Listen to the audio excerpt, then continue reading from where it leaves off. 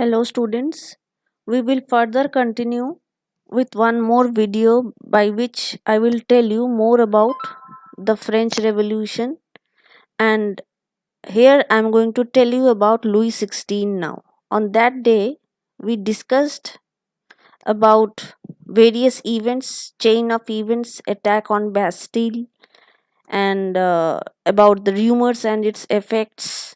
So today I am going to discuss about Louis XVI. Now, Louis XVI in 1774 of the Bourbon family, as I told you on that day, Louis XVI was the king of France at that time when the revolution took place in France. Now, Louis XVI was from Bourbon dynasty. When he ascended the throne of France, he was just 20 years old and was married to the nearby Austrian princess from Austria, Marie Antoinette. Now, when he assessed the throne, when he became the king, he found that the treasury was empty. On that day, I told you that France was engaged in long years of war, so treasury was empty. So there was financial, resource of France was totally drained in the long years of war, and added to this was the cost of maintaining an extravagant court. The court consisted of the nobility and clergy, the first two estates, and they were all very rich people and had a luxurious life, and thus the king had to spend huge amount of money on their luxurious life. So the court of the king was very extravagant. Spending a lot of money is the meaning of extravagant. Now the palace of Versailles was full of these extravagant nobles and clergies. Under Louis XVI, France helped 13 American colonies to gain independence from the common enemy of Britain. On that day, I told you that how France was engaged in war with Britain in Minorca. So, that war actually was the war where France was helping America to gain independence from Britain. So, that war France was engaged upon and thus had to spend huge money on the war, and treasury became empty. Now the war added more than a billion livres. Livres means the currency of France, and brought to a situation of debt, financial crisis, and France was under 2 billion livres debt. Lenders who gave France credit, now they were also demanding the money back, and that also to charge 10% interest also on the loans.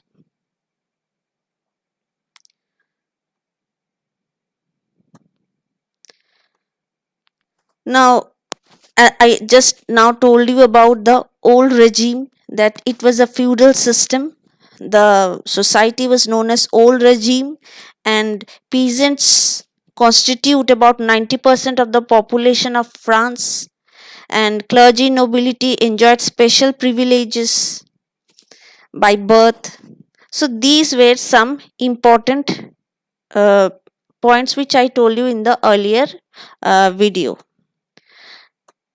Now we are going to discuss about the burden on the third estate.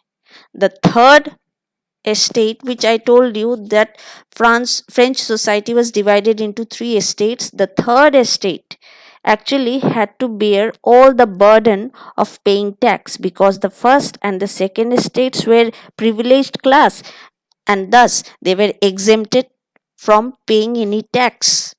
But the common man of France consisted of the third estate, and they used to have to pay huge amount of tax, and those taxes were in two names.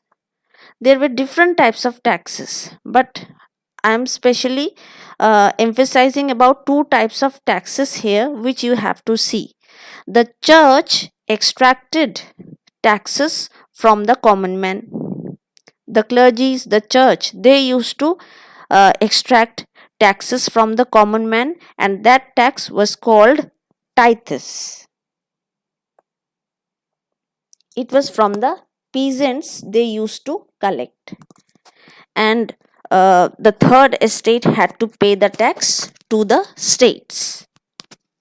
These included another type of tax along with tithes, which the common man or the peasants had to pay to the church. There is one more type of tax, which is a direct tax, which is called tile. This tax they had to pay. And apart from these taxes, two types of taxes, tithes and tile, number of indirect taxes also levied on articles of everyday use, everyday consumption, like salt, tobacco, etc., on the common man. So on every item, common item, they had to pay the tax.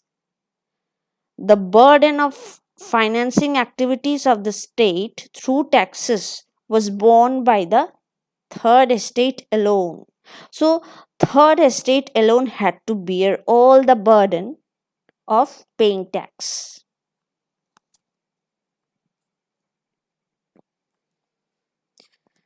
And because of this, we are going to discuss in the next module or next video about scarcity, food crisis. The population of France suddenly rose from 23 million to 28 million in 1789, which led to a rapid increase in the demand for food grains. Reduction of grains could not keep pace with the demand because there was sudden rise of population. Demand for food grain was more, but there is not much production. So price of bread, which was the common or staple diet of the majority of French people, increased. There was price rise among the very common food items like bread. So most workers were employed as laborers in workshops whose owner fixed their wages. The wages of the workers were fixed. They couldn't able to get more. So how could they be able to bear the burden of huge rise, price rise of food items? So the wages did not keep pace with the rise in prices. So the gap between the poor and the rich widened. There was huge gap between rich and poor in the French society. This became worse whenever drought or some harvest problem arises. The situation becomes more and more critical, and finally, during a bad harvest and climatic condition, there was created such a situation which is called subsistence crisis. You can see here it is written subsistence crisis was actually nothing but whatever has been explained in the earlier points. Due to bad harvest, there is food. There was bad harvest. There was less food production. Thus, food items price rise, and it led to food crisis, which is called subsistence crisis.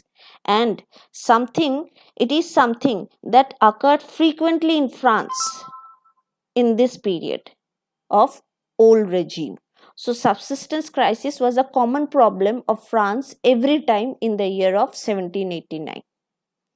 So this thing which you have to understand, and you can see that the next point which we are going to discuss about the philosophers in the next video.